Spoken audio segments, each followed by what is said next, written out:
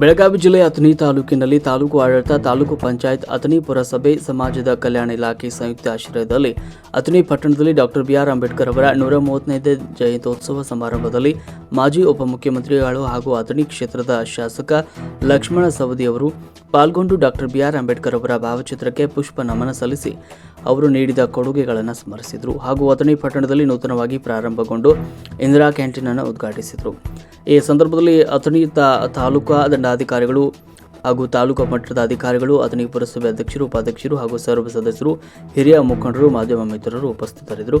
ಸಂದರ್ಭದಲ್ಲಿ ತಾಲೂಕು ದಂಡಾಧಿಕಾರಿಗಳು, ತಾಲೂಕು ಮಟ್ಟದ ಅಧಿಕಾರಿಗಳು ಸಿದ್ದರಾಯ ಬೋಸಗಿ, ಎಂ.ಆರ್. ಮುಂಜೆ, ಬಸನಗೌಡ ಢಾಗೆ, ಅಶೋಕ್ ಗೋಡಿಮನಿ, ಪ್ರಶಾಂತ್ ಮುನ್ನೊಳ್ಳಿ, ಸಂತೋಷ್ ಹಳ್ಳೂರು, ಮಂಜುನಾಥ್ ಸೌಂದಲಕೇರ ಹಾಗೂ ಶಿವಾನಂದ ಕಲಾಪುರ್, ಪರಶುರಾಮ್ ಪತ್ತಾರ್, ಗಿರಿಮಲ್ಲಪ್ಪ ಉಪ್ಪಾರ್, ಸಹಾಯಕ ನಿರ್ದೇಶಕರು BCM ಅಥಣಿ, ಶಿವಲೀಲಾ ಸದಾಶಿವ ಬುಟಾಳಿ, ಶ್ರೀಮತಿ ಭುವನೇಶ್ವರಿ ಅಂಕಂಚಿ ಹಾಗೂ ಅಥಣಿಯ ಸರ್ವ ಸದಸ್ಯರು, ಅಧಿಕಾರಿಗಳು, ಮುಖಂಡರು, ಮಾಧ್ಯಮ ಮಿತ್ರರು ಅನೇಕರು ಸಂದರ್ಭದಲ್ಲಿ ಭಾಗವಹಿಸಿದರು. ವರದಿ ಮಹೇಶ್ ಶರ್ಮಾ, ಮಹಾಯುದ್ಧ ನ್ಯೂಸ್, ಅಥಣಿ.